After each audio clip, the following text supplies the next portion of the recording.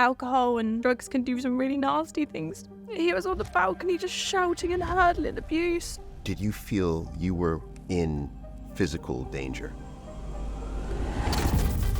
I'm Faye, I'm 25, I'm a lettings manager from Devon.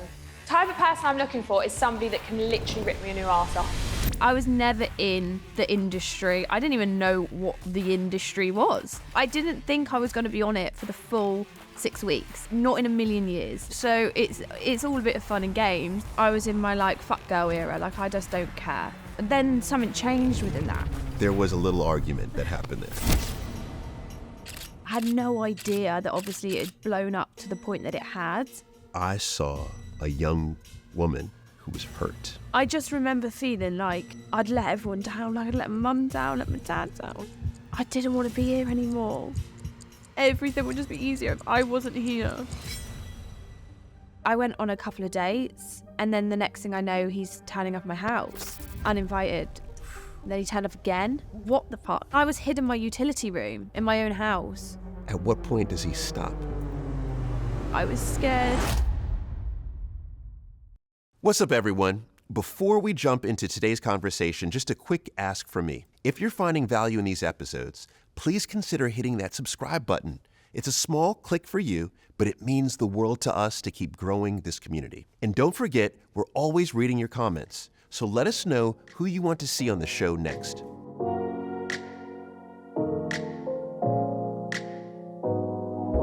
Can we start with you growing up? All right, little girl. Yeah. Where were you born? In Devon. In Devon. Yes. Okay. Describe Devon for everyone who has not been to Devon. It's just at peace. It's very slow. It's just a slow pace of life. There's a lot of outdoors. There's a lot of greenery. There's a lot of sea and sand and lots of holiday makers in the summer. Lots of pubs and a lot of things that I love. So I spent a lot of my time outdoors. So for me, it just will always be home. Okay. It's outdoorsy. It is where you developed a love for animals in particular. Yeah, I would say so. Yeah, there's not really a lot all else you can do down there. So, I mean, you're either outdoors. We don't really have shops until we don't have Uber. We are behind the times with that kind of thing. It's just a real slow pace. And yeah, it is where I developed my love of animals. If that's through my family that have always had animals, or like my mum and dad always encouraged us to go horse riding and be outdoors. So yeah, I think that's probably where it probably started. It started. So you said your mom and dad were animal lovers as well? Yeah. All right. So tell me about mom and dad. My mum and dad are just lovely. They won't mind me saying they're getting on a bit now. They had me and my sister a bit later in life. And they never made us want for anything. Oh my God, do they argue? Yeah, they love an argument, them two. But they have always shown up when you've needed them. And my mum and my dad have always had mine and my sister's back, always. In whatever situation it is. We're a very strong unit. And I think people that know us as a family, like even like our vets and stuff, have always said you show up as a family, you show up together. And we don't let anybody get between that family unit. I can see that. Yeah, we're a strong unit. We're all Geminis. We all fall out sometimes, the four of us. But the truth is, I couldn't have asked for a better family unit growing up. Okay, so you felt loved. Oh my God, so loved. My dad was on the roads. He was a HGV lorry driver, which actually I wanted to be a HGV lorry driver. I'm sorry, HG, what is that? A heavy goods vehicle, so like a lorry driver. Okay. So he was always a lorry driver. I actually wanted to be a lorry driver, and I would be on the roads with him. I'd go with him as much as I could. And so he would be away Sunday to Thursday. Mum was very present at home. Our tea was always ready. Our clothes were always clean. And we knew if my mum and dad said no, they meant no. So me and my sister never pushed that boundary or pushed that line. Okay. Wow. So your father was a lorry driver? Yeah.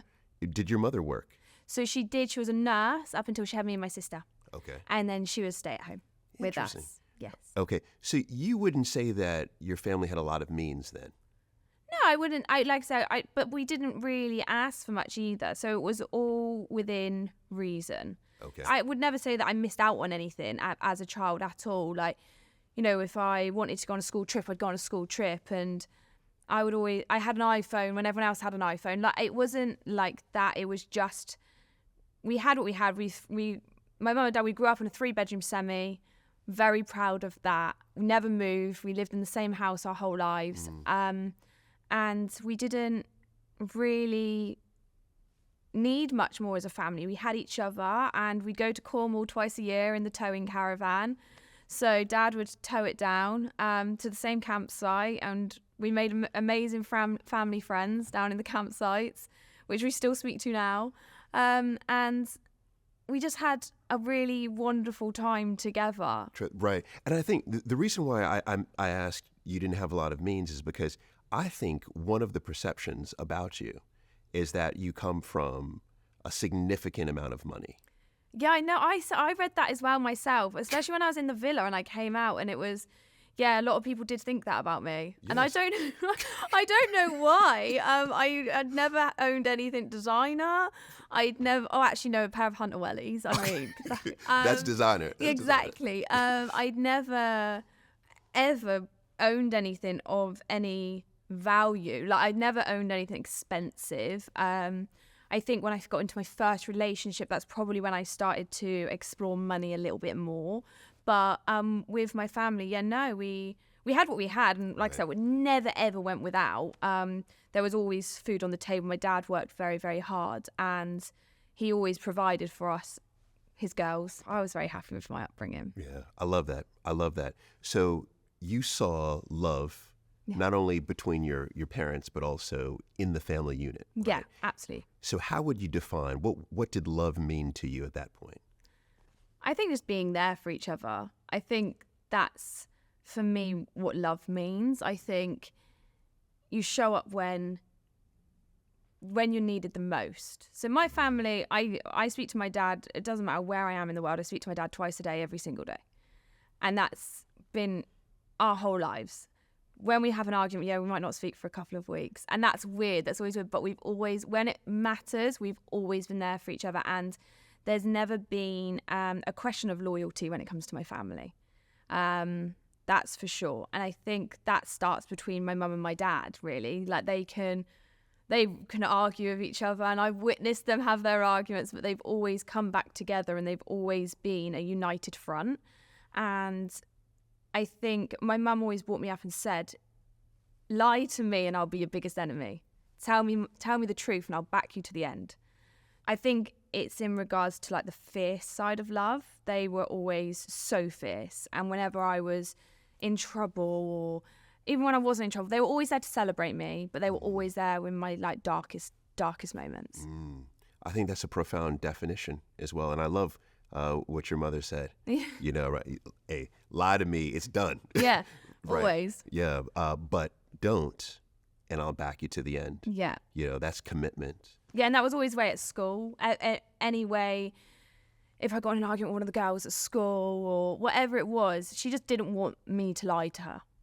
And I think that's how I've always perceived, and there's never been any lies between us ever, even when there's been really hard times, and maybe I haven't told them things because I've wanted to protect them, especially as they've got older. But especially between me and my sister, she knows every single part of me, and everything that I go through I share with my sister. Okay. So even before coming onto this podcast, I'd ring my sister. She's my soundboard, but also she's very much in the background.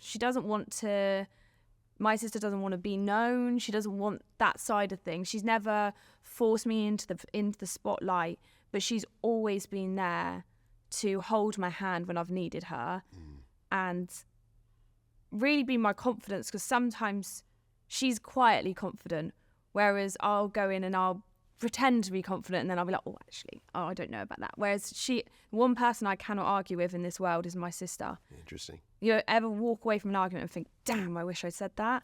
I don't think my sister's ever felt that in her life, because she gets her point across, and she's so eloquent, yeah. Yeah, with it. Like, she's a lovely person. I love it. I love it. Yeah. So with this strong family unit, right, how do you think that begins to inform the early relationships that you have? I had my first like little boyfriend at school, and he actually was my boyfriend for like a couple of years in school. Okay. I know, I flex. Okay. And then I had my first real relationship when obviously I was a bit older, and I honestly thought that was going to be the guy that I was going to marry. So your first relationship you Yeah. had for years. It was just like my little school like romantic sweetheart, you know? I think that was just sweet. Like it was a little sweet young love. Okay. From Devon.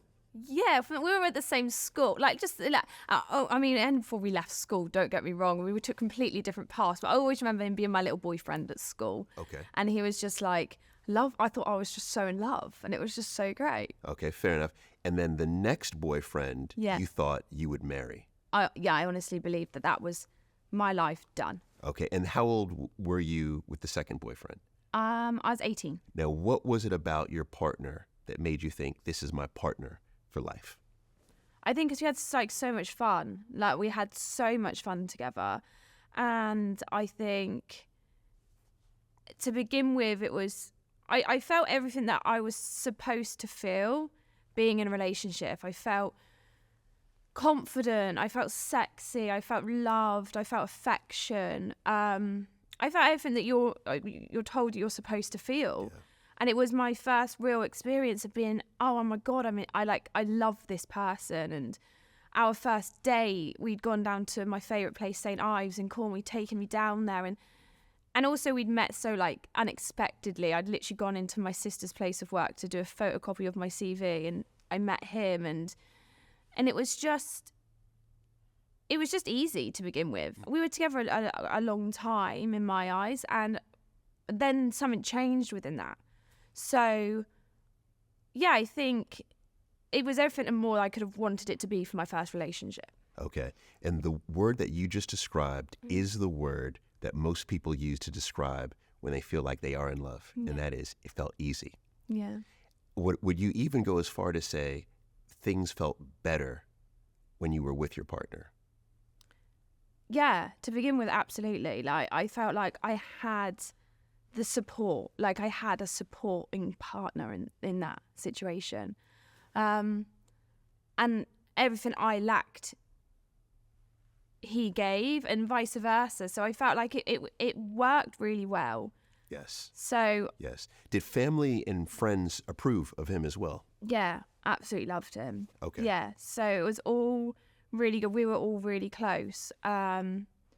I think there was a bit of an age gap where I think maybe I know his family didn't approve of me, and I know that over time was a massive factor in our relationship deteriorating so much. Interesting.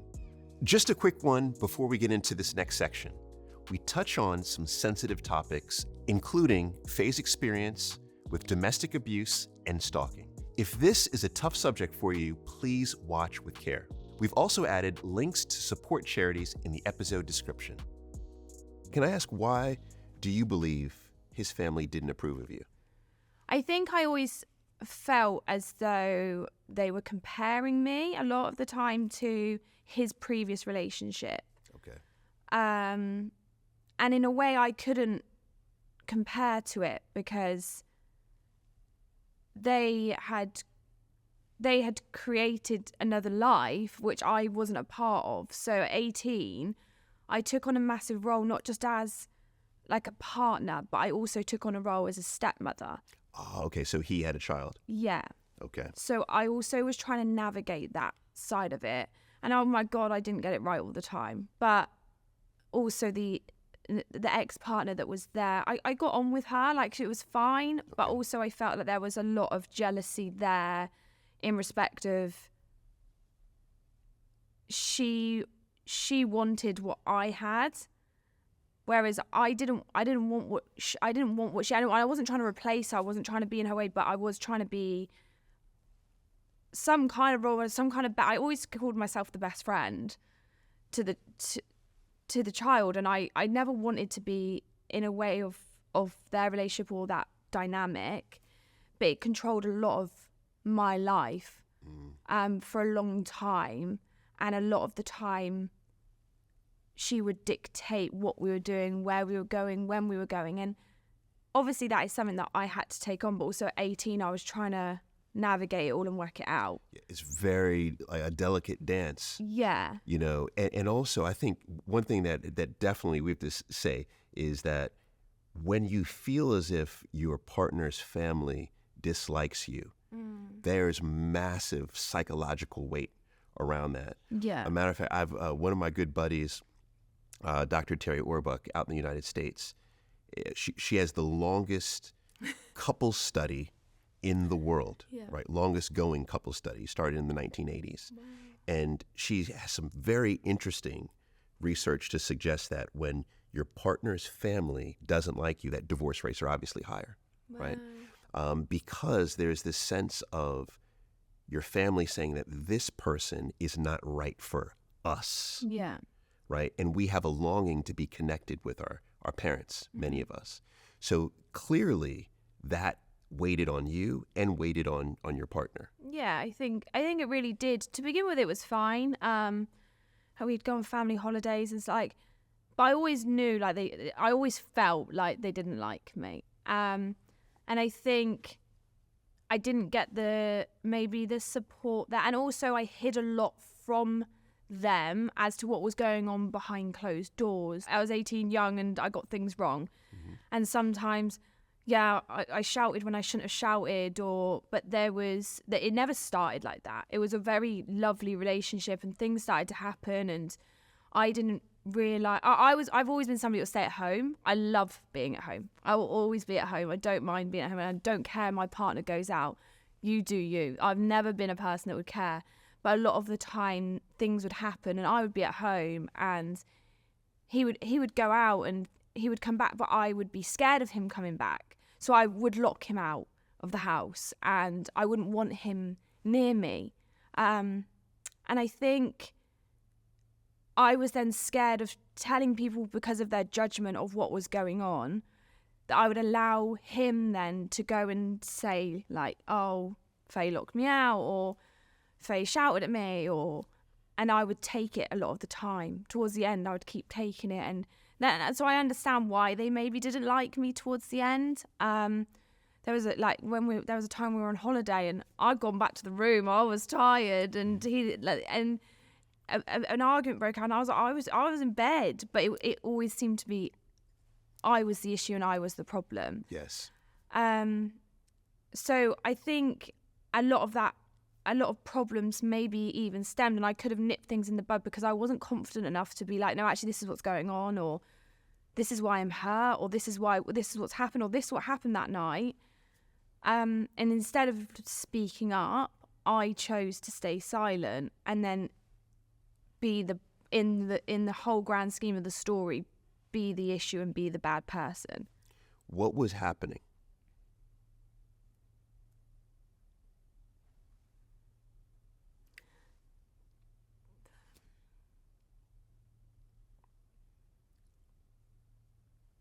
Alcohol and drugs can do some really nasty things to me.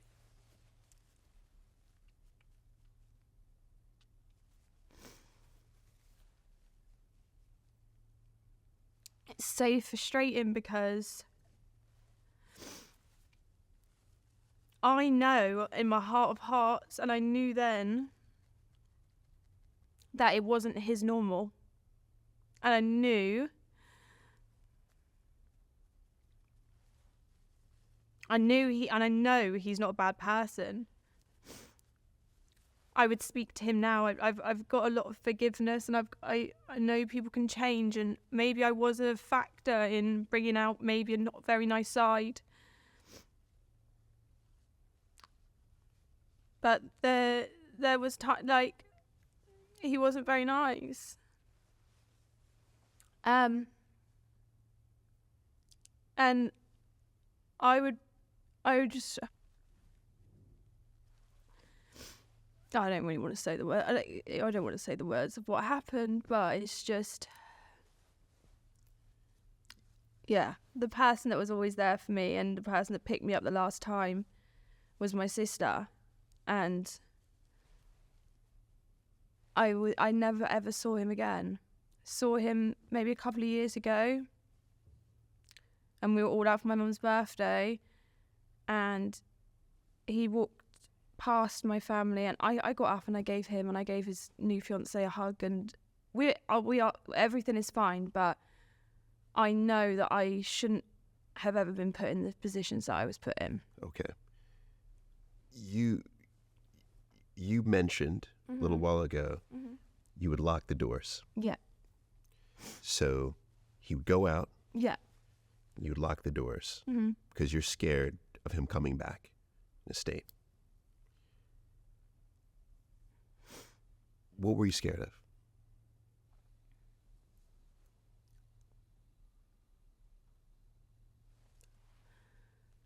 I wasn't ever scared for my life. I was never scared for my life, but I was scared he would hurt me.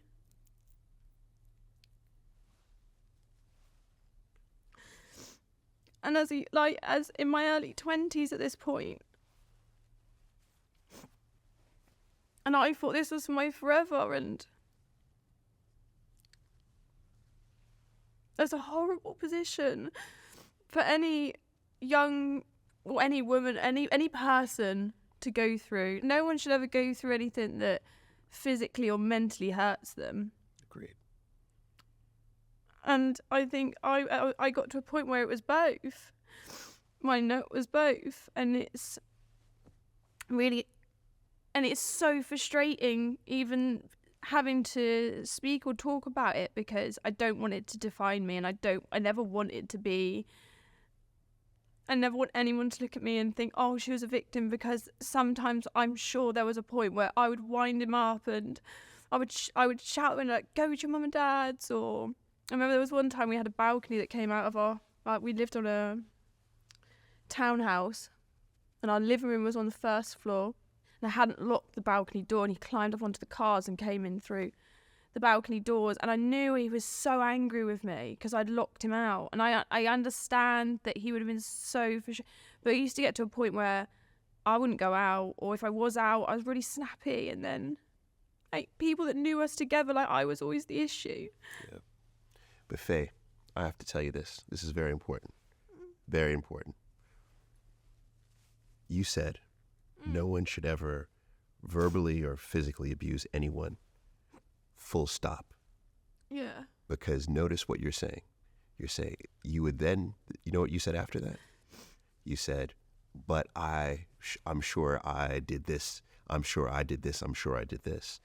I think it's very important for you to know that there is no one in this world that should be verbally or physically abused. Full stop.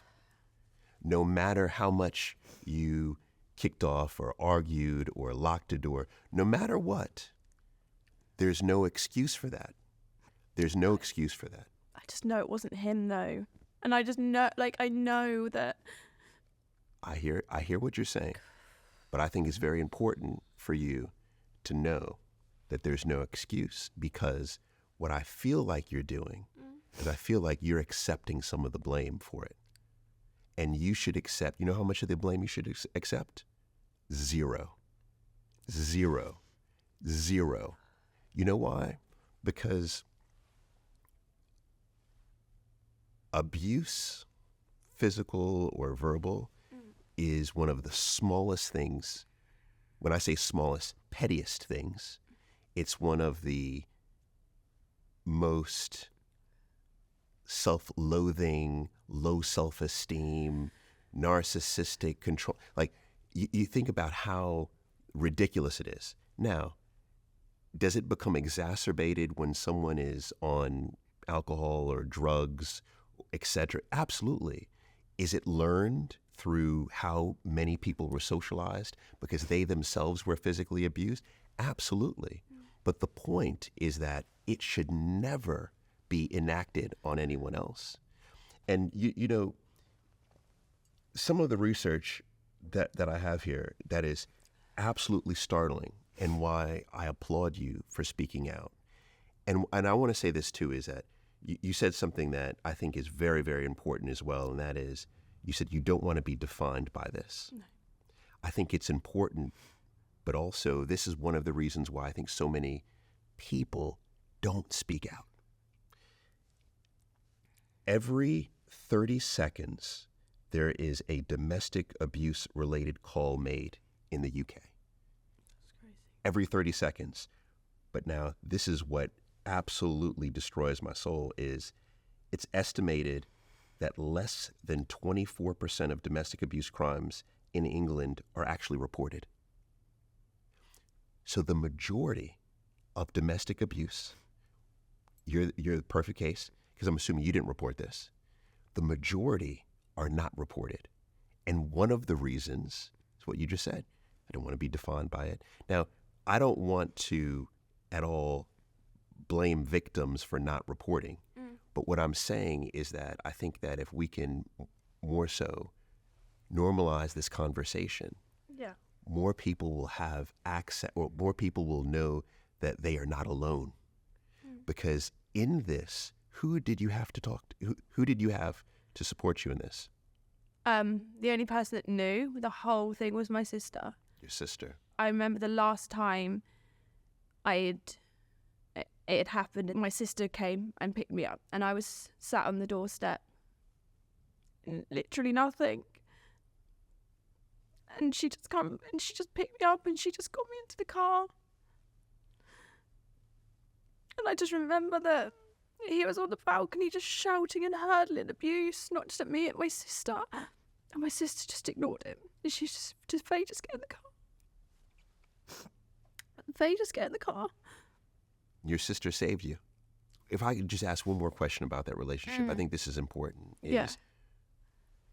What gave you the strength to leave? I think because the last time I was shaken up, really shaken up. The last time it happened, and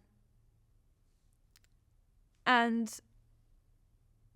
just remember being like, I can't. I think because my sister then knew like the full extent, like somebody actually knew what was going on.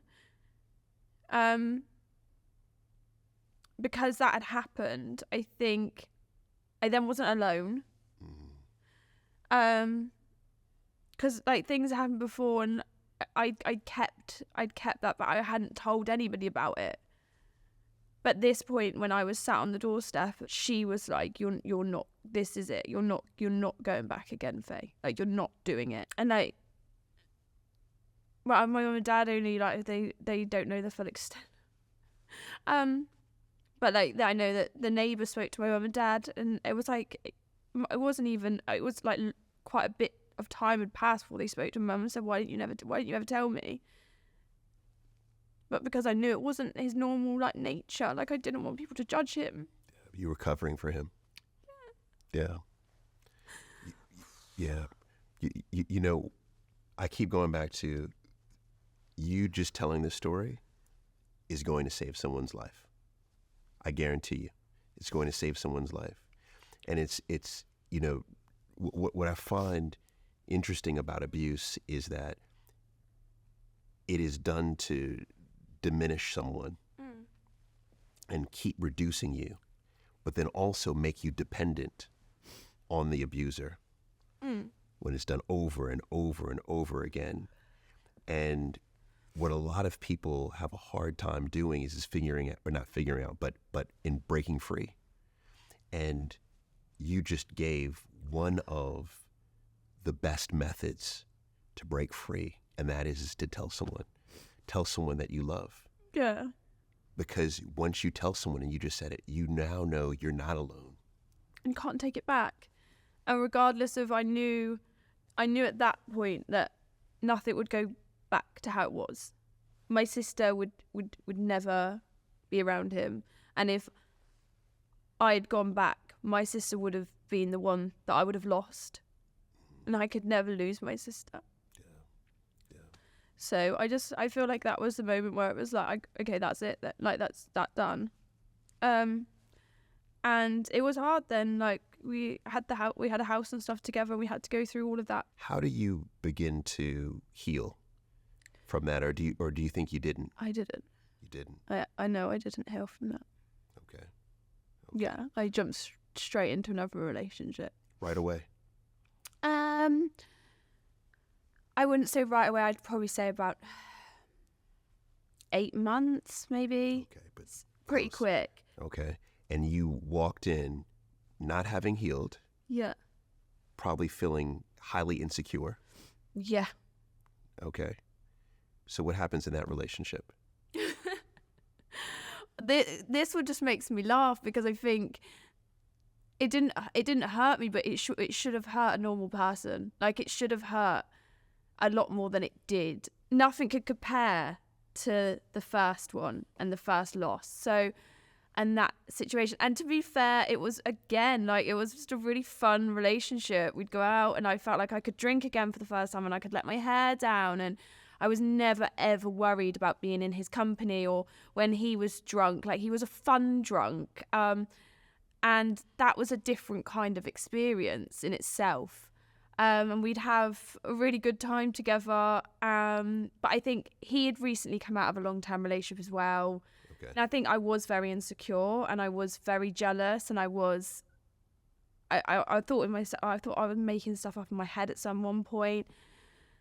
And I would accuse him all the time of sleeping with this girl at work, all the time. And he was like, I'm not sleeping with that girl at work. And I'd be like, okay, fine. Turns out he was sleeping with a girl at work, but it was just the other girl. It's a different girl. It's a different girl.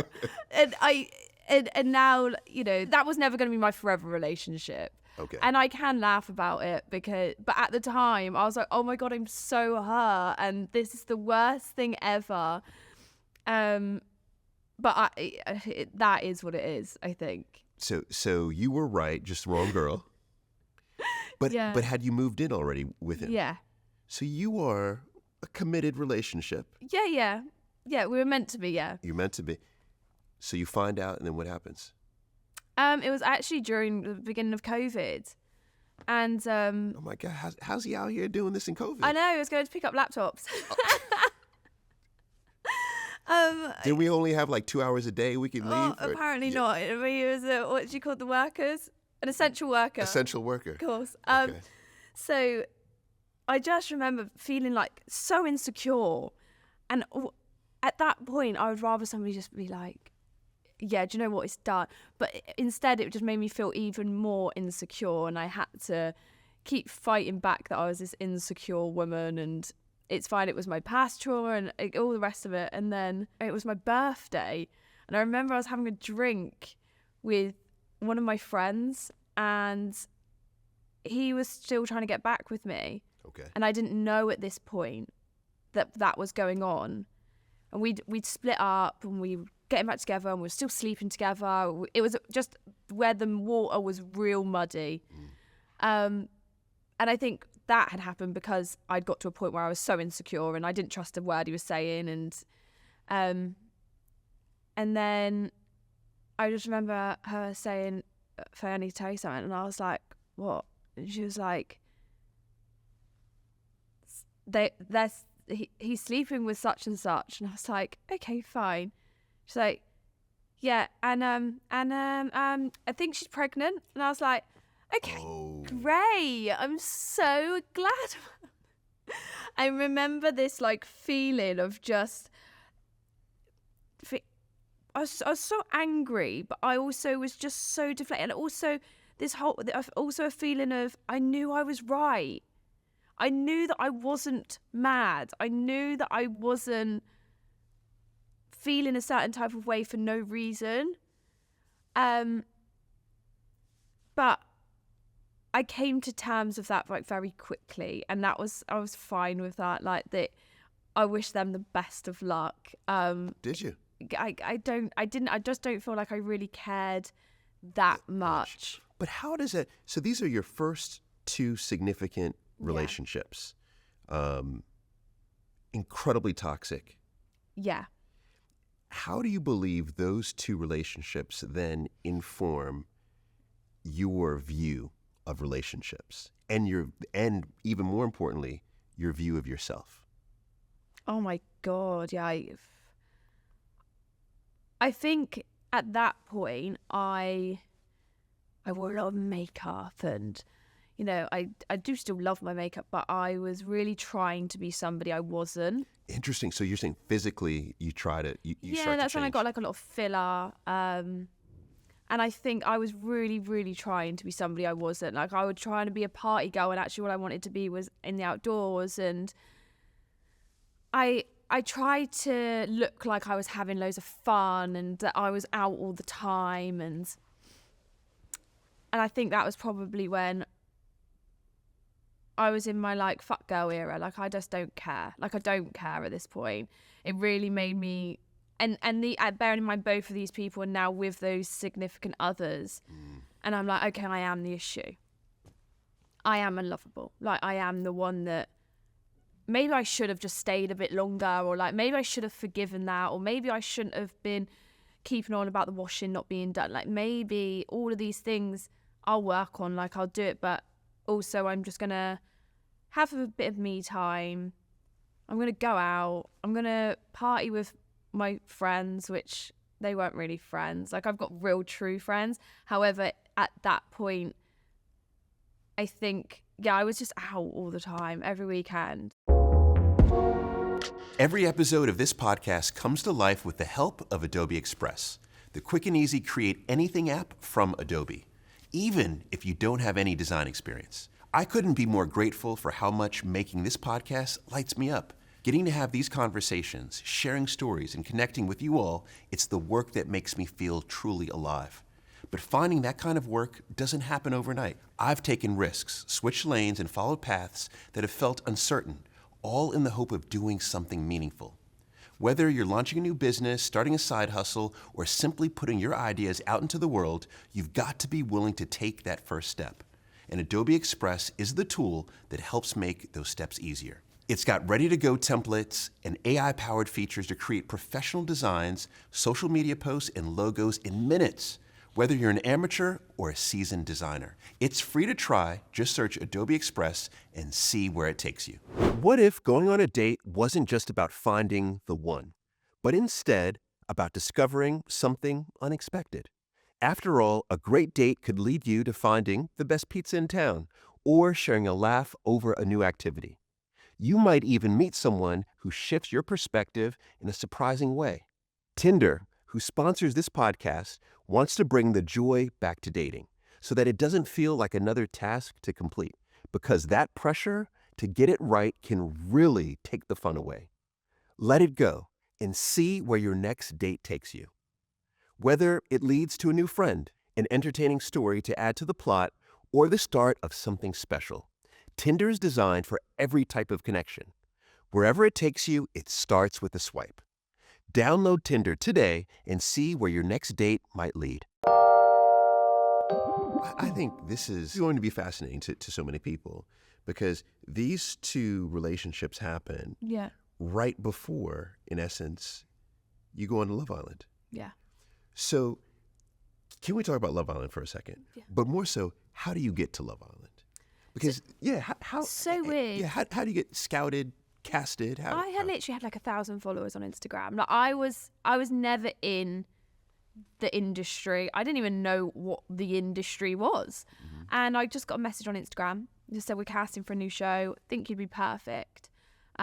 Email if you're interested. I remember getting the email and I was like, what? Like, all right, God, I'll email. Okay. Me and my friend. And you have no idea what show it is? No, you don't know what show it is, no. Okay. So I was with my best friend Katie at the time. She was like, yeah, you need to do it. So we did it, we emailed. And I just kept going through these rounds. And me and her kept laughing because I kept going, I'm not getting on the show, so it's all a bit of fun and games. Like, I've just gone up to London, I'm tottering through London in this tiny little mini dress with both my lungs hanging out, high heels, getting wolf whistled out left, right and centre. I was way out of my depth. I didn't know what I was doing, these big extensions. And what was the cast? What were those interviews like? What were they asking you to do? What was happening? They were just like conversations. like, and it was always very much about like who you'd want to date, what your type is, how would you react in certain situations. And I think they knew very quickly I'm very fiery, like I will say what's on my mind. I think I've put up a massive wall now that I won't take any shit, like, and I think they really loved that. I always said, like, I didn't get on Love Island. I know I didn't get on Love Island for the way that I purely looked. I would never, ever put me in a lineup and say that I am the prettiest girl in the room. But I know that I can do good banter. I know that I can, as I said on my thing, I can tear people a new asshole. Like, I'm not easy to get into. And I know that there's a lot of layers to me now. But I think they liked that. They liked that. Can I ask, so during that time, what year is this? 2021. This is 2021? Yeah. Not that long ago? No. So 2021, you think your personality is 10 out of 10? Yeah, I in terms think, of what they want. Well, for what they want, I think I'm this like gobby girl. Because I think I didn't really go out from the age of like 18. Like, I wasn't a party girl then. I kind of let my hair down when I got to 24, 25. Like, by the time I was 25, I was like out all the time. I was like a stray cat. Couldn't get me in. So I was just out, and I think I built up this false sense of confidence. Yes. Almost like a character. It almost like you built up. I don't care what you've got to say. I don't care what they've got to say. Like, that's kind of what I had built up, and that's what they liked. Now, you also said if you put yourself in a lineup, you wouldn't consider yourself the prettiest. No. So how pretty or not pretty did you consider yourself to be? I remember in one of the challenges, we were stood around the fire pit, and we had to rate ourselves out of like 100. And I think I put myself down as like 65. All the other girls were like 90, 92, 99. And I remember one of the lads, and I can't remember if it was Toby, and he was like, Faye, what are you talking about? And I nearly burst into tears. Stood up because I was like, oh my God, like, shit. Like, I really don't think I'm as pretty as these girls I'm stood here with. Like, I don't have that like ego about me where I'm like, oh, I think that I am. I think we've all got flaws, and I'm only recently, well, since I've come out of the villa, really learning to love mine. And I think I was really hard on myself. I think I was really hard on the way that I looked. And I think, obviously, I tried to mask out with fillers. I tried to do everything that I could with it. But can I ask then, because when you then were accepted, right, into Love Island, you know it's Love Island. Yeah. You know it's a massive, massive platform. Yeah. You're thinking, I'm accepted because of my this character. Yeah. Right. Physically, what were you thinking with regard to how others would look? Because it's a highly visual show. So what were your thoughts around visually what was going to happen and how everyone else would look? And did you even go for more filler? Did you go for more any additional procedures going into Love Island? Yeah, so I remember when I went for like my promo shoots and shots, I'd had the dodgy Botox, which my whole forehead had basically lapsed, and it was just real. I didn't have an eyebrow arch. I had overlids. Like it really screwed my face up. And I remember having my makeup done and my hair done. And Ryan, that does my hair now to this day, is the guy I met on that shoot. And I cried and I cried. And I was like, this isn't how I want my makeup. This isn't how. And they were like, it's fine. Like, you look gorgeous. And in that minute, you're like, you're so excited. But also you're so nervous, but you've never been put in this situation before. Right. Like, you've got like a whole crew around you. You can't let those people down. Like, also, I'm like, oh my God, like, this is something that I could go into and do. And actually, it's a massive FU to every person that's really hurt me. And that's how I thought of it. And then I did have some more filler when I went into the villa, and I had the Botox done, and that was all just a mess. I always remember thinking, I said to my mum and my dad and my sister, I said, don't worry, I won't be on it very long. I said, they'll have me out in a week. I said, they won't like me. They won't like my personality.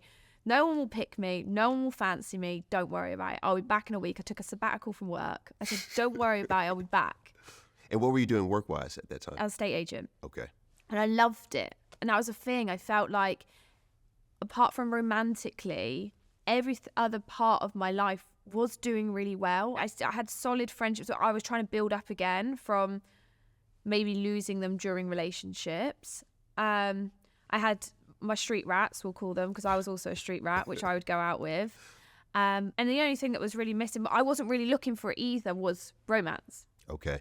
So then what was the desire? If you had all of those things going for you, Yeah. right? What's the desire to land, to actually take a role on reality TV? Because this is the question that I think is always debated. And from my involvement with reality TV, I mean, over the years, I've been shocked, but now I'm no longer shocked as to why. But I find that everyone has different reasons. It's not always to try to get a massive Instagram following or to make money. It could be, I just want to F you to 2 people. Yeah. And that's the reason why I do it. So what was your reason, your core reason? I think mine was because no one had done it around me. Like it was all so new, and I think I did want to go on, and I did want to do a massive FU, and also it was a bit of fun, and I would have loved to have found somebody. I would have loved for that. How amazing, what the biggest FU to any person in the world to be like, oh yeah, I've found my forever and it's been on national TV and you've seen us shagging, and that's so fucking great for me. But actually, I think, and because I did genuinely believe I was going back to work. Okay. I didn't think I was going to be on it for the full 6 weeks. Not in a million years. So I was like, what an accomplishment. Like, it's fun. It's a bit of fun. I feel like I've been so serious for so many years that actually I deserve just to have a bit of fun in the sun and an all-inclusive holiday. Like, lovely. Why not? Why not? And your friends and family were supportive? Yeah, mum, dad, not so much. Oh, really? But he didn't really understand it. He's fine. So yeah, it was funny because I just didn't really think about it. I didn't think of the other options. I thought I'd go on, be on there for a couple of weeks, max, because I had to go out for a couple of weeks to quarantine.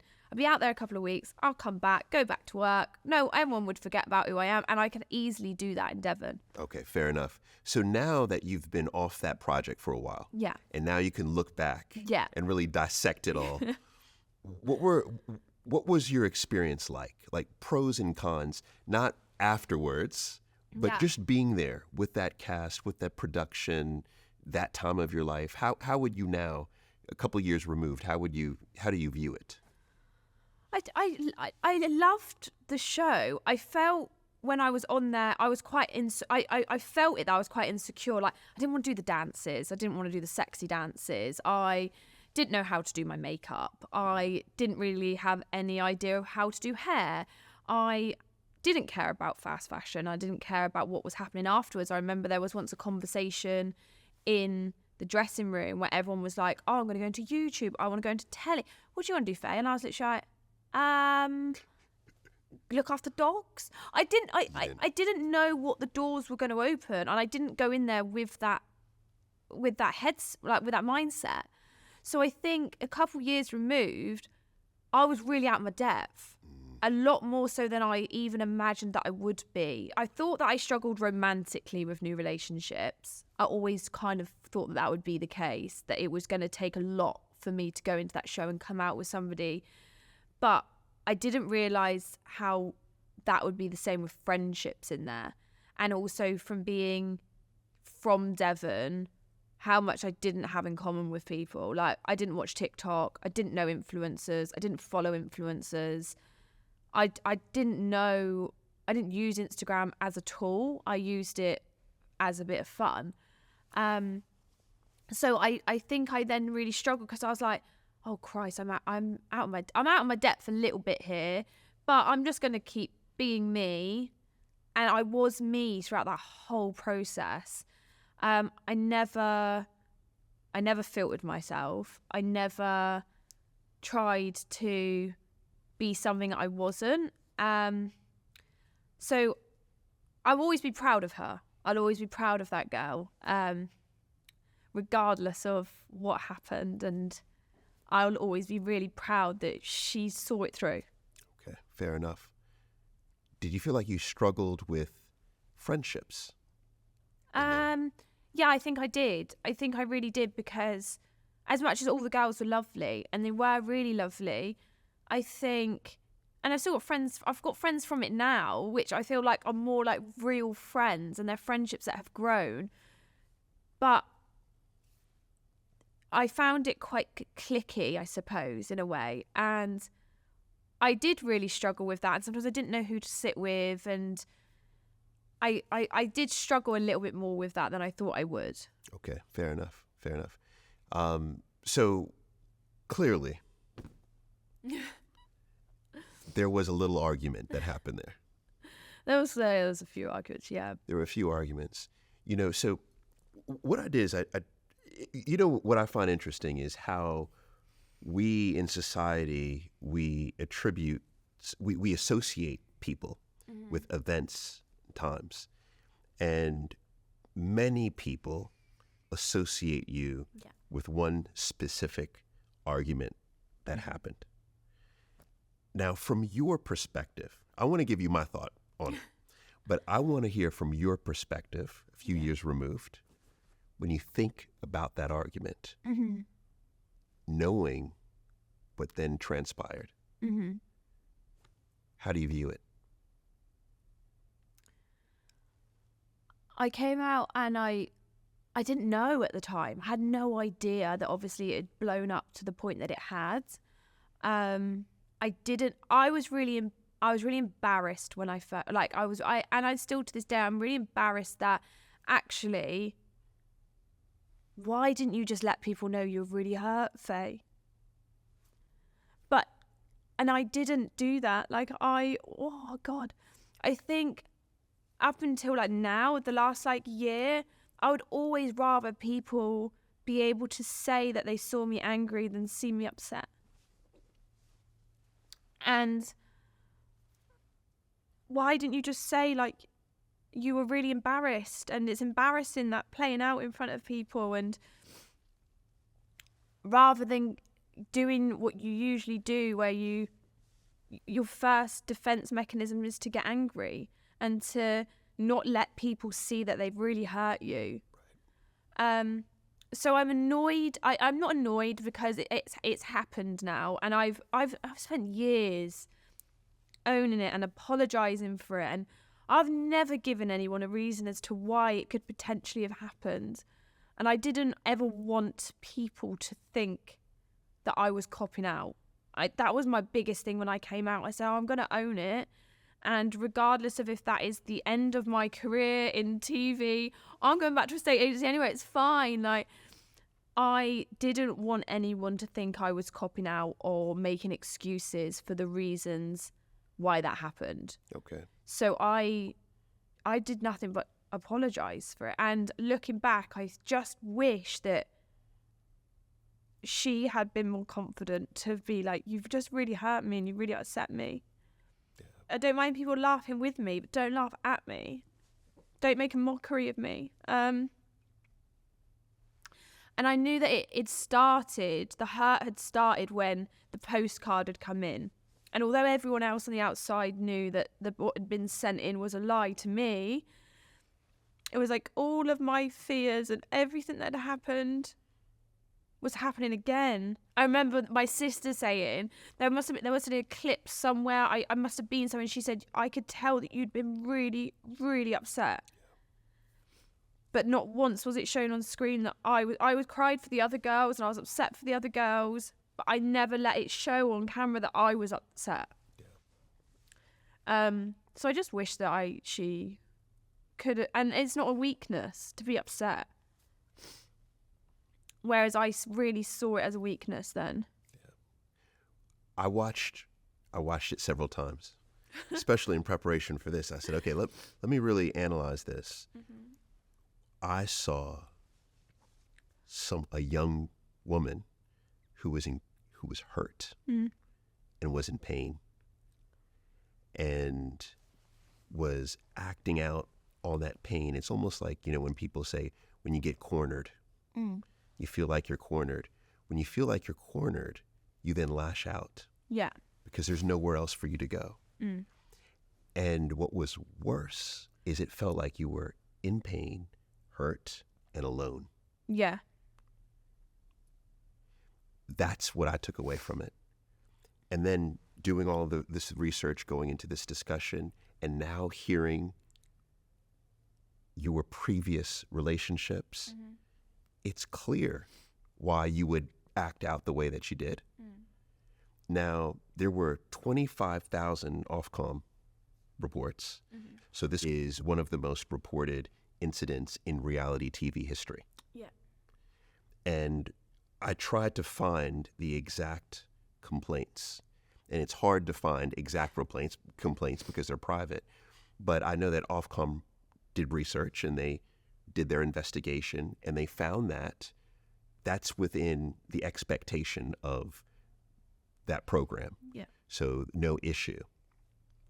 But the fact that there's 25,000 people Yeah. saying that you were abusive, saying that you were bullying, I mean, that must weigh on you. I felt like I felt as though the whole life, or whole adulthood, that was the problem. That's when I was like, shit, I was the one that, I'm the abusive one. I am the toxic one. I didn't listen to individuals when they were saying it to me, but that is me. And I think in that, I just think when that happened, I put a wall up again, and I was like, no, it's fine. Like, it's fine. It's just TV. It's fine. But then at home, I'm like, I'm really struggling. Like, this is really shit. And I think when that happens, and again, I went to a very alone place. At this point, I wasn't in Devon. Okay. I was no friends, no family around me. I had nothing, like, I had no one and nothing. And I remember, like, when you come out of the show, and I just think, it felt like there was 25,000 people against me, but I also had to put on a brave face and just get on with life, because life doesn't stop. Life doesn't stop with me. Like, it doesn't, I have to keep going, and you're getting pulled from pillar to post, and no one really even explained to me, like, what that meant. Like, I still don't know to this day, like, what would have happened if Ofcom did find me guilty of it. I don't know what that would have meant for me, but I just remember feeling like I'd let everyone down. Like, I'd let my mum down, let my dad down, I'd let my sister down, like, everyone close to me. I just remember feeling like, oh my God, I've let everyone down. And I then need to try and find a way out of it. I need to try and find my way through it. But it got a hell of a lot worse before it got better. You said that you were not in Devon. No. So you moved in with your partner from the show? Yeah. You two moved in. Mm-hmm. Okay. So despite the argument, you reconciled. Yeah. Like, I think he was fine about it in the end. Like, I had apologized, and I think also on the show it didn't really show, like, my full apology and the way that I had apologized to him for it. I spent 18 months trying to make up to him and, like, prove that I wasn't that person, and that I'm not somebody that's always on the defensive, but at the same time I didn't trust him. I was in just a real vulnerable state. Yeah. It from everyone I've talked to, and I've many friends who have been on Love Island, that the months afterwards are just, you can't describe it. No. The emotions, being pulled to do various things. So if you could, your best, try to describe that, because you're in a new relationship. Yeah. This is now your third significant relationship, but that happened on television. Yeah. So in a way, you kind of get you kind of did send a FU to the two exes, but then in a way, not, because of the public now feels like the tide is against you. Mm-hmm. You didn't return to work. So what is happening in your life in those months after Love Island? After Love Island, it's you're getting pulled. You're trying to get management. I didn't even know that was a thing. You get a manager. I was like, what does that mean? How do you find one of them? You get sent through a list. And it kind of feels like when you come out of Love Island, you've already got a path that's been carved for you. And it's very one-dimensional. It's very fast fashion, beauty, hair. And I didn't want to do any of that. So I'd lost my career. I was going to all these events, which I didn't care about. I didn't care about the people that were at the events. I didn't care to impress anybody or get photos taken of me or get papped or any of that. I was trying to do interviews. My dad got COVID and he was in intensive care. And then I remember just feeling so lost. I remember just feeling like, what am I meant to do? Because none of this stuff that I'm meant to be caring about, I care about. Oh my God, I don't want to cry so much. I don't want to be here. I don't want to be in this house. I don't want to be. And whereas my partner at the time, I would say he thrived on it a bit more than I did. But again, I went back to the person that I would rather be at home. But it didn't feel like home. It felt really empty. Like all the pillars of my life were crumbling. And that's the only way I can describe it. And I didn't want to be here anymore. I didn't want to be here. You didn't want to be... I didn't want to be here. Like, I knew that in my heart of heart, everything would just be easier if I wasn't here. And I know a lot of people go, why do people say that when they've done reality TV? Why do it? Like, why? But also, we're doing reality TV, like, this wasn't a thing 10 years... Like, it just started out 10 years ago. You're obviously going to get these people now that are going through it and realising that some things need to change, some things need to give. But I just remember thinking, like, I don't want to be in this house. I don't want to be around these people. I don't want to be doing this job. I feel worthless. And I'm alone again. I'm alone at home. And I am struggling with this whole concept of this world that I don't feel like I fit into. So I remember saying, I'm getting a dog. Dogs are saving you out here. They're saving you. Yeah.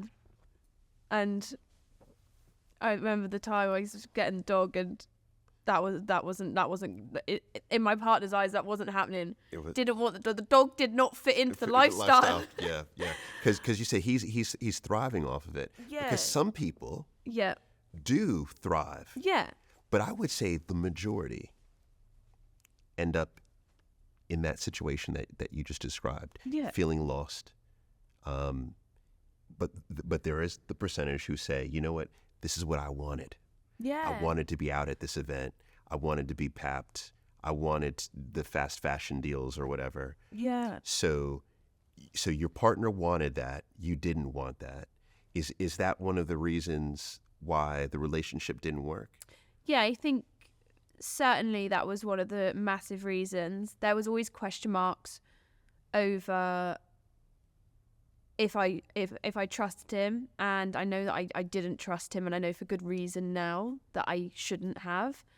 And again, being told that no, like, you're wrong, it's in your head, all of it. And I just wish every time it happens to me, I always say, I just wish I trusted my gut. Every time I've trusted my gut, it's been right. If that's in a good or a bad situation,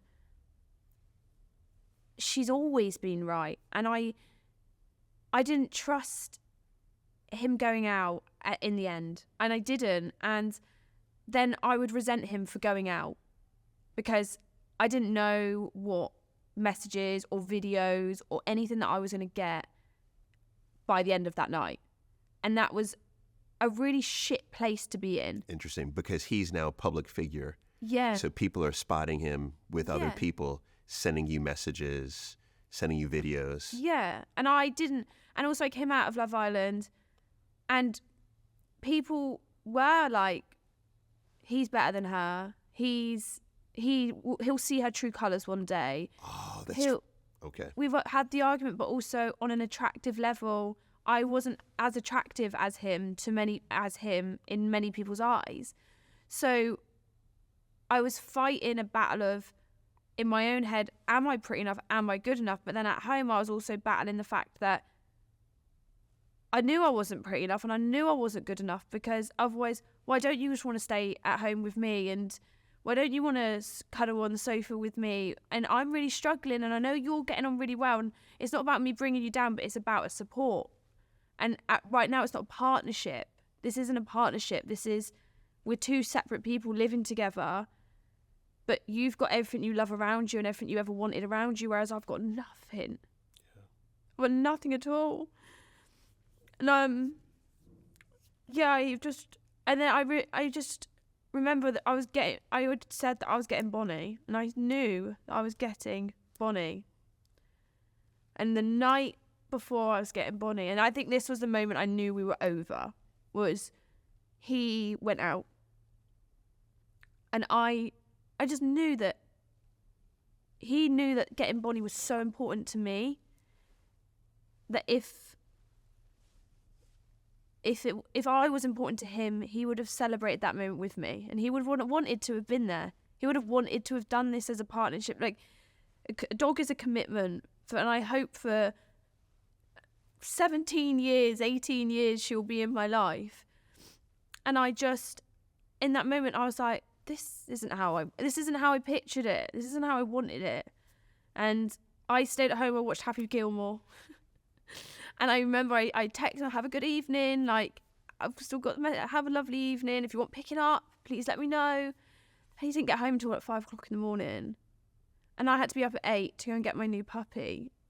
And I just knew in that moment that the life that I wanted wasn't the life that we were building together. We weren't going in the same direction, and it's not what we wanted. And then once I got Bon, like, she gave me that confidence again. And I felt needed, and I felt I had to look after her. I had something else bigger than me, bigger than my life. I had her life to worry about. And I'll say time and time again, she saved me. Yeah. She saved me. And I owe my life to my dog. Look at that. And then I've never looked back since. I got her. I got a bit of my confidence back. I'd lost so much weight, and I didn't like myself. I didn't know what I was doing. I didn't know what my purpose was, but she was my purpose in that moment, and she still is to this day. Wow. So you got Bonnie. Yeah. You were able to split up. Yeah. With your partner. Mm-hmm. Did you move back to Devon at that point? Okay. I moved back to Devon. Everyone told me, do not move back to Devon. Don't move back to Devon. Your career is done. Like, you can't go back to Devon. Like, you can't live in Devon when all the work and everything is in London. You have to live in London. I couldn't have stayed in London. I come up, today, I come up, I go home. And for me, that's perfect. And I moved back and I lived on my own, just me and Bonnie. And it's the least lonely I've ever felt in my whole entire life. Everything just started to fall into place. And it was just like, I never needed to try and change myself to fit into this world. You'd fit this world around you. I know that I've just been truly myself going back down to Devon, and showing people as well, like that there is different parts of the UK that you can live in. You can do that. Right. It's not all in London. Yeah, and you don't have to be 70 years old to move to Devon, all right? Like, we do like young people too. Although you said you just got Uber, right? No, Uber. only Uber Eats. But there's no Uber. No Uber. God forbid. No, I mean, I think there is Uber, but it actually is linked to just one taxi firm. It's the same person. Yeah, it is one person only. It's just a slower way of life. Yes. And I think for me, in the way my brain works, I need that. Yeah. You know what? We all need that. One of the things that that I find really interesting that you're saying, and it falls in sync with everyone I've talked to in terms of the increase of their well-being, is how important environment is in our well-being. Mm-hmm. You know, we had Jamelia on, pop star, right? And she talked about moving, and once she moved, that environment put her on the pathway to having stronger well-being. Yeah. And to your point, everything just falls in place. Yeah. Environment is everything. Yeah. It's like our environment either protects us from stress or magnifies our stress. And it sounds like you get into your Devon cocoon and it just is like a massive wall against stress. But did you get help? Because did you have therapy as well? Going back, did you get therapy? Yeah, I had therapy when I came out of the villa. I had therapy. You get given like 8 sessions, and then if you need it extending, you need it extending. And I needed it extending a lot. So, and I think therapy is one of the greatest things that no one should ever be ashamed to talk about or go to or reach out for. Yeah, I was in it every week, to the point, because there was a point where I couldn't even go to the shops on my own. So I wouldn't leave my house. I wouldn't leave. And my therapist would go to the shops with me. She would get me out of the shop, and there was one time that she wanted to leave me in an aisle on my own, and I was like physically shaking, like I couldn't let her leave me. Because of? I think it was just everything. I think it was, I was worried that someone hated me and somebody was going to say something, do something. I was worried that I didn't know where I was. I felt really lost. I felt not like lost just emotionally. I physically felt a bit lost. Like I always had to use my sat nav, and I didn't know where things were in the shop, and I didn't really like wandering around looking lost. And so I had to do all of that. And then I moved out to Devon, and I haven't had one therapy session since. Wow, look at that environment. Yeah. Look at how environment changed. Well, apart from this one. Oh, yeah. But you know, what I thoroughly enjoy about these conversations is they are therapeutic. Yeah. Because what I've noticed is that everyone who watches and listens, they see themselves through the guest. Mm. They have gone through similar experiences with partners, similar experiences in life or at their work, etc. And it helps them to understand they're not alone. You said you didn't feel comfortable going to the grocery store. You didn't feel comfortable leaving. Mm-hmm. You felt threats. Mm-hmm. I have specifically seen many of the words and the phrases that you got through social media, but I think we have to spend a moment there because people were proactively attacking you. Mm-hmm. And this was coming off of Love Island, but then it continued. Yeah. Where people were directly into DMs, on comments, were people telling you in person, were you ever at an event or walking down the street, or did anyone ever verbally attack you? Not that I can really recall. I mean, there was things that would be like shouted at, or there was a couple of times where I would have been with my partner and people would talk like I wasn't there, or like, why are you still with her? Like, and I would be like, okay, don't worry about it. And then I think that's when I just stopped really wanting to go out as much, but not that I can recall that there was anything towards me. I wouldn't say that there was any aggression from anybody, but also I wouldn't put myself in situations for that to happen. But the keyboard warriors, yeah, they were there. They're still there. Like, you can't ever, I don't think I'll ever get rid of them. Like, I still get comments, like messages all the time. Like, I've just watched your season and I just want to let you know that I think you're the worst person walking planet Earth. I still get that. But now more so I think to myself, look, like, that's fine, you think that. You can think what you want of me. But I know in my heart of hearts that I try and put as much good into this world that I possibly can. And that show exposed really dark parts of me, but I was able to work on them, and I've been able to work on them, and I realised that's not how I wanted to be, and that's not who I ever was. That's not who I was, and that's not who I wanted to be. So it's allowed me to now really push the parts of me that I want to do and what I want and where I want to be in life. Yes. And what you just said is poetic. That is that that was not who you were. No. Insecurity makes us think it's about who we are, but it's actually about who we believe we are. So when you change your belief, you change the insecurity.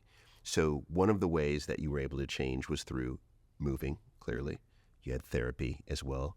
Your dogs, obviously. Anything else that you've done in your life that's really allowed you to gain that security and more self-acceptance? I think any of the work that I do around charity, I do so much. I do more work for charity than I do any amount of paid work. I love my charity work. And if I could do charity work all day, every day, I would.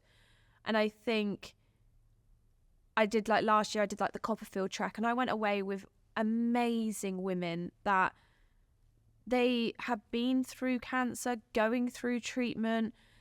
They've got family members that they've lost to breast cancer. These women are going through major things that make my issues seem so small. And doing that was a massive eye-opener. One of our first guests, Will Storr, talked about that. He talked about one of the best things that we can do in life in terms of gaining self-acceptance is to give. Yeah. Right? Give to others. And you've poured yourself into these charities. You know, it's interesting. I was, doing an Instagram stalk of you. Oh. And I was like, geez, all she does is post about charities. Charity dogs and charities. Dogs and charities. Charities and dogs. That is me. Dogs and charities. And now the horses as well. The horses, they're in there as well now. But yeah. Occasionally you'll get a little home remodel in there. Well, that's meant to be a separate page, but I mean that's a whole nother. People don't realise it's such hard work to do that. But also, I've never been somebody that can do like a lovely, posy, beautiful Instagram picture. I get so awkward about that, and unless I'm posting for a reason, I don't really want to be. I don't want to post. Like, I want my page to be about good things and things I do for a reason. But I love it, and I would do it all day, every day. I mean, I recently, like this week, I put out a petition with Camp Beagle to stop animal testing, and I didn't realise actually sometimes the power that I posted once, and the people around me that obviously now know what I do and I do for good reason, everyone has jumped on it, and we got over 100,000 signatures in 48 hours, yeah. Which was, for me, well done. That's my biggest, they're my big achievements in life. Yeah.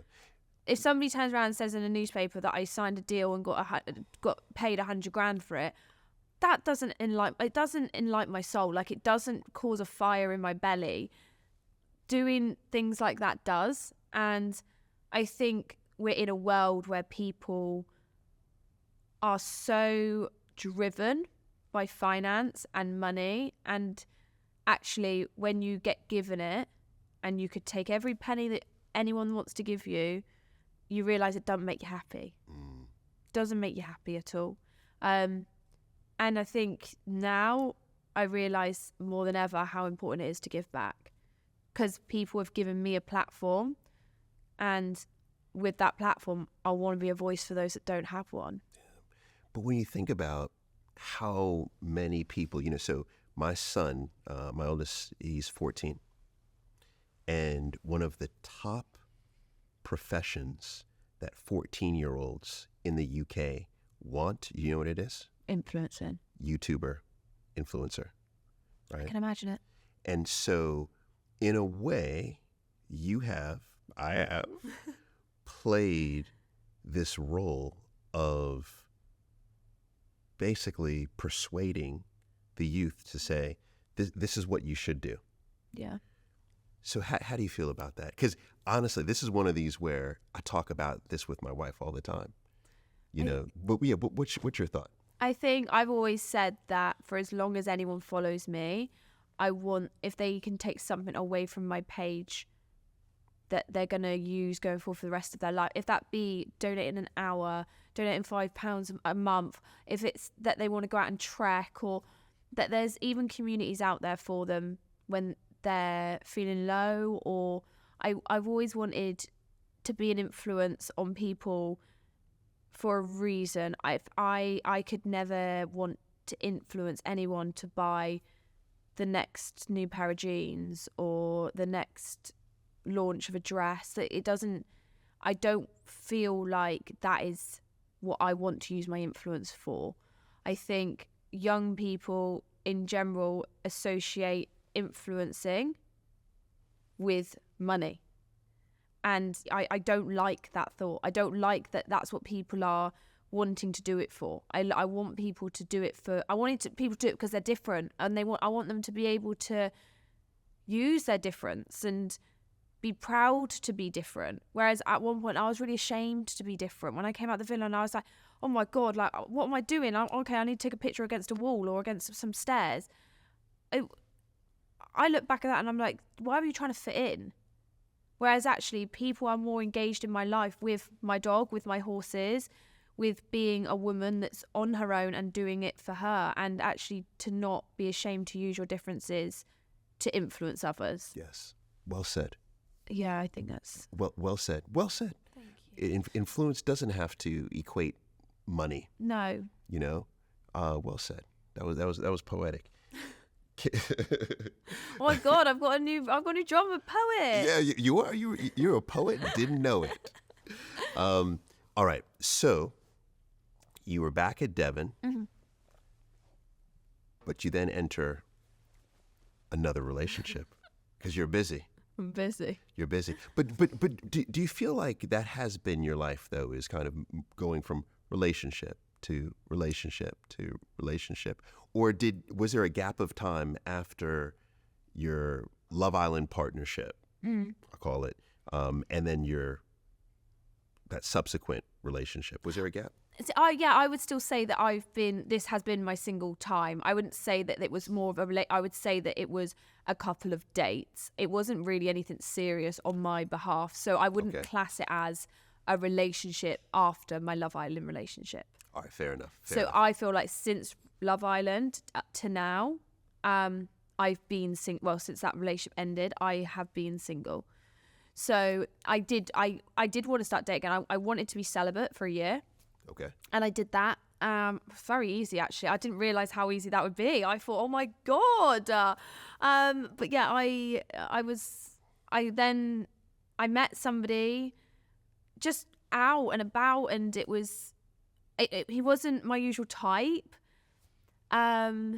He wasn't somebody I'd usually go for, but I thought everyone else that I've gone for in my past that's been what I would say is my type has not worked out. So let's go for somebody for their heart rather than what they look like. And I hope somebody will do the same with me one day.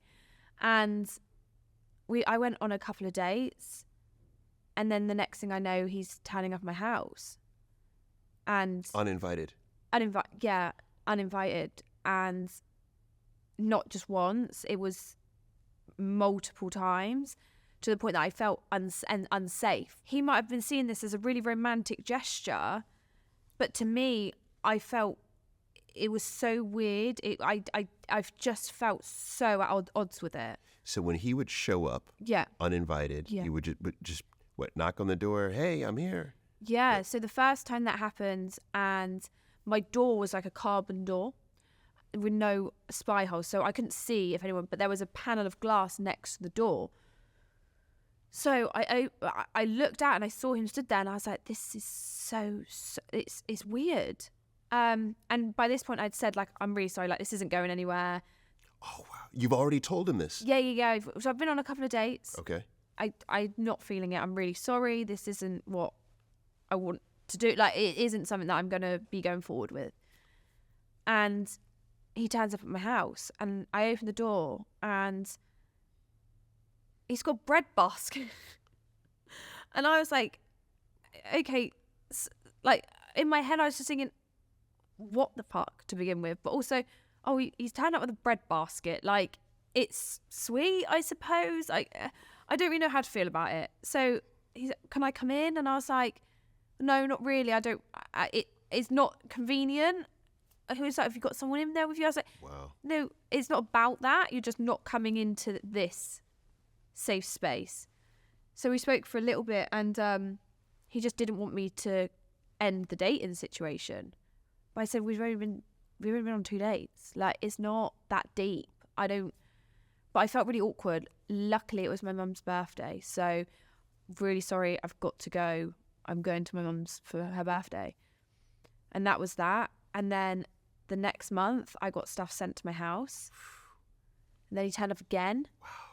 And then he turned up again. My friend was there, which was Katie. And it was actually when I was moving out of my house because I was buying my other house. So I was moving. So it was all over the place. Katie had come and helped me pack some boxes up. And I think because I'd put on Instagram saying that I was moving, it triggered him that he wouldn't know where I was going to. So he came down, Katie answered the door, and she was shocked. She was like, I don't understand it. I don't know why are you here, kind of thing. Then he disappeared. She said, oh, I'm just looking after Bonnie. He tried to like say, oh, I'll speak to Bonnie. And she was like, no, it's fine. Bonnie's in the house. I don't know you. So I'm really sorry. No, is Faye going to be back tonight? She was like, I don't know. We haven't made a plan. She's had a bit of bad news, and it was actually when my family dog had passed. So she's a bit here, there, and everywhere, which was true. But she was really good at thinking on her feet because she could have just been like, oh yeah, Faye's in here. Faye, come out. But she knew I felt uncomfortable around this situation. And I was hid in my utility room in my own house. Goodness. And then... Did you feel you were in physical danger? Not at that point. I just thought it was a bit weird. I thought it was just a bit strange, and I didn't want Katie to leave. Okay. So I wanted Katie to stay with me, and she did. And then he disappeared, and then he came back and knocked on the door again. That same night? Same day, yeah. And he gave her some cookies. And granted, I'd put them on my Instagram that they were like my favourite type of cookies, but it was just... At this point, it was just all a bit strange. And luckily, she was still there, and she was like, this kid. She was like, thank you. She was like, I'm really sorry. I don't know when Faye's going to be back. Shut the door. And then he sent some presents for Bonnie for her birthday. Goodness. And then... And I mean, this is now, he is stalking you. It was strange behaviour. Strange behavior, Yeah. or stalking. I wouldn't know what the definition of stalking is, to be fair, but I would associate stalking with maybe when I'm out and about, like following me. Okay. See, I haven't really thought about it like. Okay, so I had to do some research on this. Oh wow. Okay. Yeah. This, Faye, is clearly, without question, stalking. Great. There are 5 different, usually stalkers are categorized in one of 5 types of profiles. Right. Okay. 1 is rejected, someone who is rejected. 2, resentful. 3, an intimacy seeker. 4, an incompetent suitor. And 5, predatory. Right. Wow. So this sounds like this was an intimacy seeker, but also someone who's probably rejected as well. There's probably a couple in there. But this is specifically. So here's what stalking is. Stalking is 2 or more incidents that causes distress, fear, or alarm, including sending unwanted messages, a person awaiting outside of your home or work, or if you're being followed or watched. Wow. That is the definition of stalking. Yeah, he's a stalker then. At what point does he stop When I stalking? moved house. So it was right up until the moment I moved house. So the last time it happened, I was actually at home alone. I just got back from my holiday with my friend, And I was sat on my sofa, no makeup on, watching Emily in Paris. And I just saw him walk up my driveway. And I couldn't believe it because he lived hours away. It wasn't like he lived around the corner. He lived hours away from me. There was no reason for him to be in the area. And this one really did distress me because I rang my sister. My poor sister. Literally crying like, he's here. Like, he's here again. Like, why the fuck won't he leave me alone? Like, what the fuck does he want? And her boyfriend jumped in the car and came up to my house. Just to see if he was around, and she was like, "Don't open the door." I said, I'm not opening the door until you get here.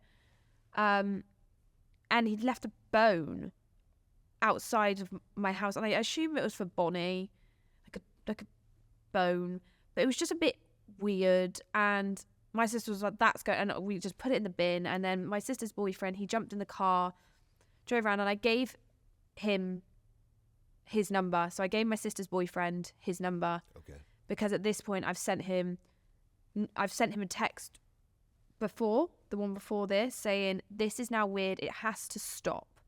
I haven't spoken to you for months.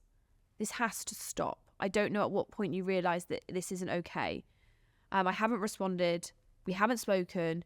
You're turning up to my safe space, and this is now not okay."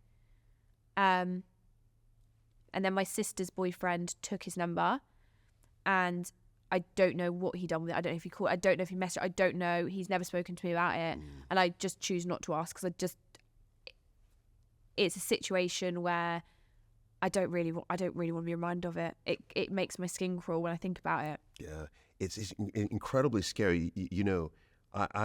So it seems like you hear a story like this. Yeah. It's rare, right? But it's not. 1 out of 7 people in the UK have been a victim of stalking. Wow. Think about that. That's a significant percentage, and it's a disproportionate amount, right? It's a much larger percentage of women who have been stalked. That's crazy. It's mad, and it's one of those where this is one of those areas that is also not discussed. Yeah. But we need to discuss it, because once you know that is stalking, you now know that you can, once you've defined the thing, you can do something about the thing. Yeah. And it seems like what you did was also what you did in the past, which was the right move, and that is tell someone. Yeah, no, for sure. And it's always my poor sister. It is. It's like your sister. What did you give your sister? Needs some good birthday gifts. She's doing great. I know I took her to the Maldives last year. She's fine. That's what I'm saying. All right. Was it a private jet? She got business. She's fine. Okay. She's fine. All right, that's but good. She's amazing. But she is always that person that I call, always. But she probably does think, she's such a problem child. Yeah, but clearly she loves you.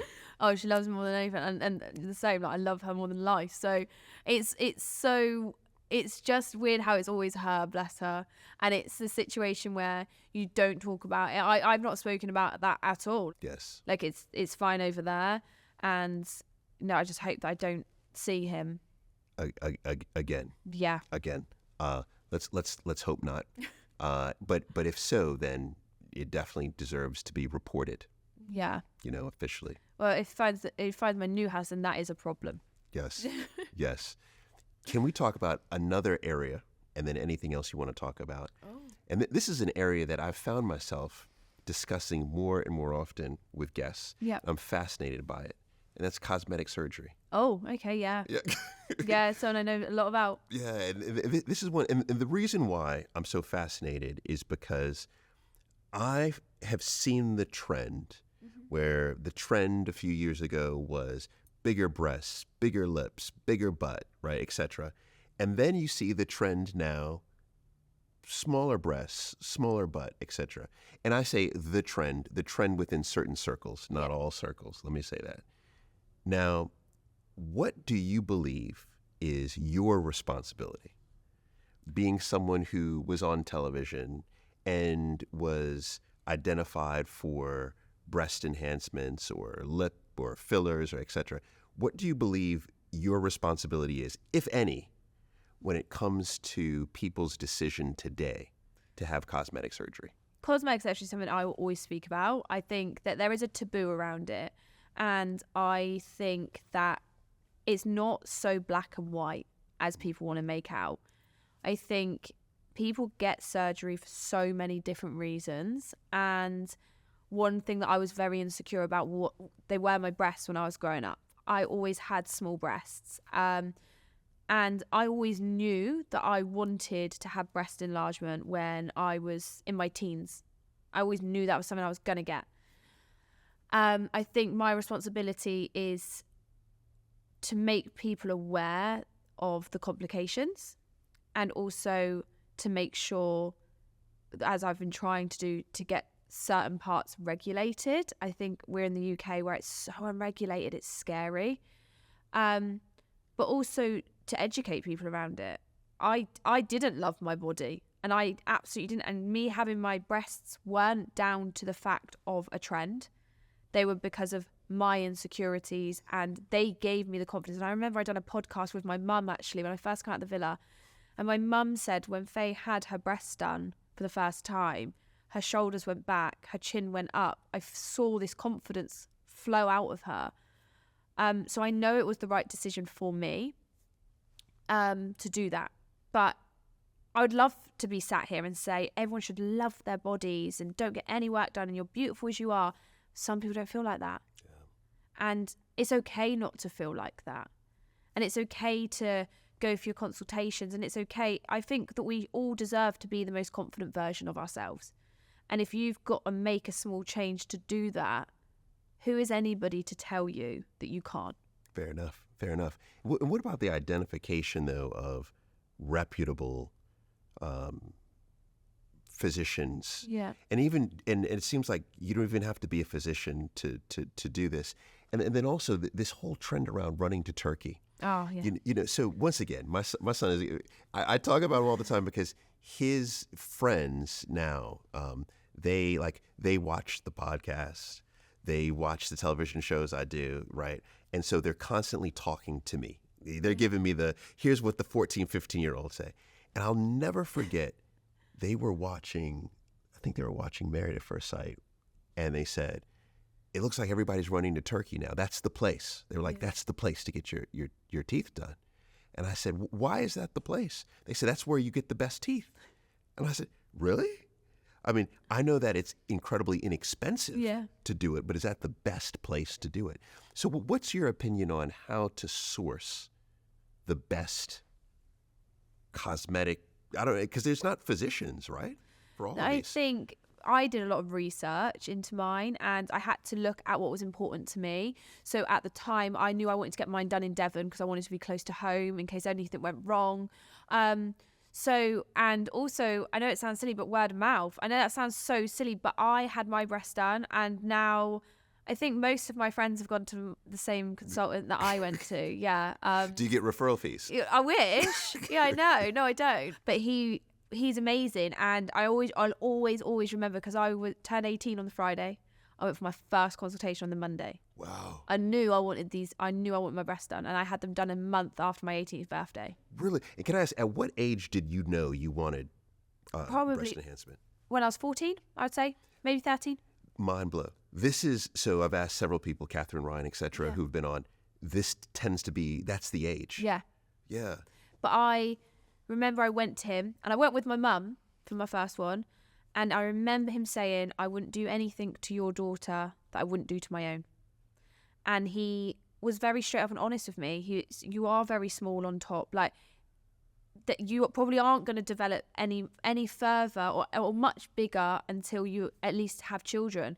And at that point, I was like, I don't want children. I don't want them. No, thank you. And definitely not if they're going to ruin my lovely small breasts. So I remember him saying it so clear as day. And my mum said, I trust him. I trust that he wouldn't do it. And I only had a small implant put in. I went to probably like a C cup, which is small. And then after my first relationship, I got the money from my house, and then I went and got big old whoppers put in, just because I just didn't want him to know what I looked like naked.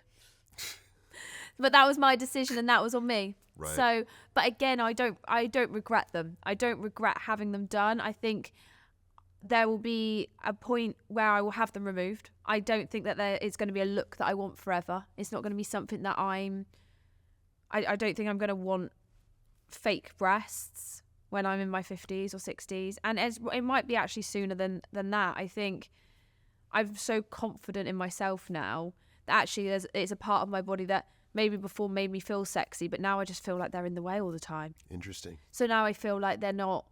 I wanted them to look sexy for my younger days, but now I'm approaching and into my 30s.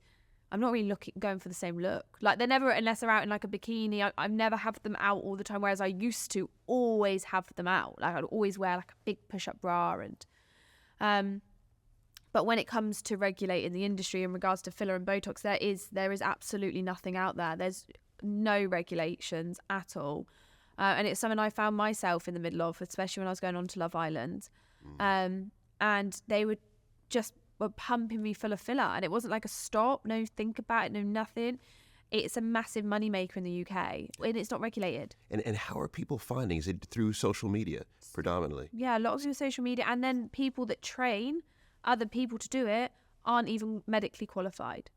So for me, because a lot of people get angry and upset at the fact that I talk about this, and for me, most good practitioners, they wouldn't mind going for a year's course or some kind of medical course that you then could do this, but you don't have to do it, so why would they?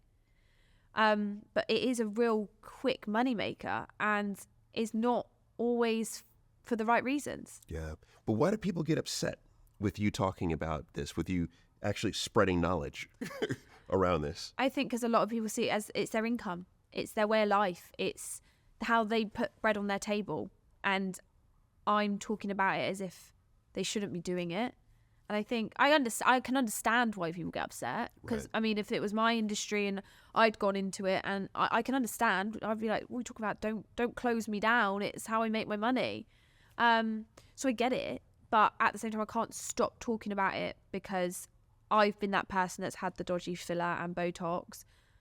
I've been the person that has been gone home and cried for weeks and weeks and weeks because my face doesn't look the same. I was the one that went on national TV and came off of it and thought, what the earth have I done to my lips? I was that person, and I wouldn't want the younger generation now. I want them to learn from me, and I want to be able to help them, rather than just a lot of people go and have filler and have Botox and have cosmetic surgery, especially in the public eye, and their influencers for free to promote it, which I think there's a danger in that as well. Yes. So, of course, I had to do a little bit of research. Oh, no. Of course. Had to do a little bit of research. Now, this was the wild one. This is a recent study. This is from BBC. Yeah. 80% of Brits who get anti-wrinkle injections suffer adverse side effects, including swelling, bruising, headaches, and in some cases, drooping of the eyelids. Yep. That's 80%. 91% of people who received a procedure that went wrong, they found their practitioner where? Social media. Yeah, I can believe it. 91% found on social media. And it feels like what we do is go to social media, look to see what influencers have endorsed whoever, and then how many followers that particular practitioner has, and that's where people go. Yeah, for sure. I can see.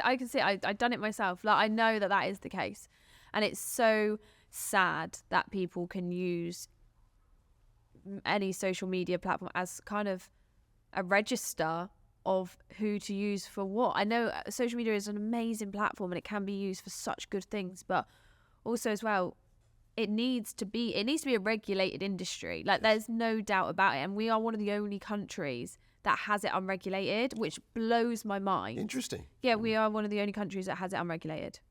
Crazy. And it would just make sense, but also we're then putting pressure on like our NHS. We're putting pressures on every other part because people are going to A&E because their filler is it's burst a blood vessel. It's not where it should be. There's a knock-on effect of it. And then you've got people that are trying to fight one another to get the lowest deals and not using. There's some brands out there that will only work with medics, and then some that will just do to anybody. And Botox, you have to be a legal prescriber to be able to prescribe Botox. It's a toxin. And so many people out there are doing Botox without the patient seeing their prescriber, which is illegal, but people don't know it. Look at that. So you have to keep talking about it. I know, but there's lots of things I'm trying to talk about and spin plates here and trying to build a house. So maybe that one's dropped a little bit. Maybe I'll bring it back up. All right, fair enough. All right, so then a question that everyone gets. My favorite question right at the end is, you've had many amazing conversations throughout your short life. If you think about the one that stands out the most, who was it with? What was the lesson that you learned from it? I reckon it will have to be with my mum when she turned around to me and said, tell me a lie and I'll be your biggest enemy. I think that conversation will stick with me forever. And I think that's where I get such a strong sense of loyalty from. So yeah, I think be honest with those that you love the most and actually tell people when they've upset you. I think that's the biggest thing, and that's the best conversation. But I haven't always lived by it. Oh my God. But yeah, I think actually it's something that I always say. It's something that I always think of in my mind, that when I think about my mum and dad, it's something that how they've brought me up. Yes. I love that. That stood with me. And I can see how that played out in your life. I could see how every part of your childhood, adolescence, early adulthood, early relationships, how it played a role in the next relationship or the next event in your life. And I think your story is one of true resilience. It is. Don't you think so? Yeah, maybe. It's of true resilience.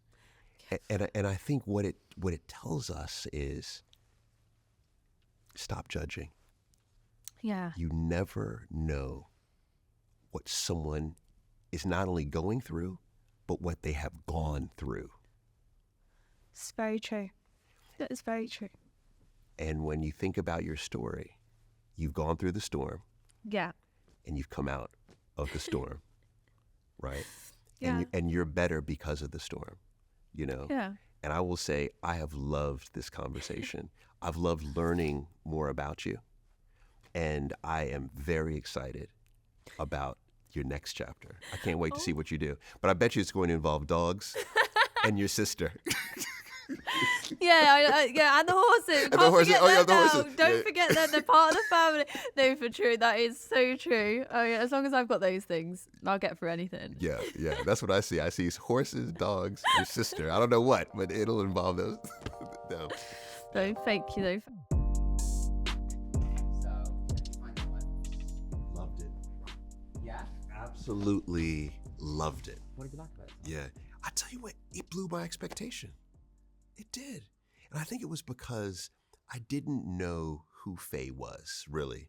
I kind of just knew her as, I had a massive blow up on Love Island, but now I see, I see the person behind that. Yeah. And I think that's a story that many of us don't have. I think because I engage in so many conversations like this, I'm there, I'm empathetic, but I also detach and try to look at it from a holistic perspective. And I tried not to be pulled in emotionally, but I was pulled in emotionally on this conversation. And I'll tell you, the moment that it cemented for me was when Faye was talking about leaving Love Island and receiving all of those Ofcom comments, people calling her, terrible words that we don't even have to repeat. But the point that got me was when she said, and I believed it. So all of these relationships that she had prior were these toxic relationships that were destroying her self-worth, and she was pointing the finger. Her first major relationship, she was abused, physically and verbally abused. Her second relationship, infidelity. right, happens. So she's walking away from all these relationships, feeling lower and lower self-worth, wondering, am I the reason why these people did this to me? She's on Love Island, and now the public is saying, yes, you are the reason. And she, for the first time, believes it. And I thought how alone and hurt and in pain she must have felt in that moment. That got me. Every time I bring up her name, everyone reminds me of the argument between Faye and Teddy, right? So the fact that she's known for this one moment, just it has to feel painful. And then to see how emotional she is 4 years since that moment shows how heavy that time was for her. But I feel as if this was an opportunity for her to get that weight off, and give us an insight as to what were her life experiences that led to that moment happening. Until this podcast, I was not aware of how prevalent domestic violence is. And we see now 1 in 4 within the UK have suffered at the hands of domestic violence, and a very small percentage report. The question becomes, what do you do? And I think what Faye exhibited was something that many of us can do, and that is to reach out to someone who we know loves us and allow that person to be our lifeline. And that's what she did.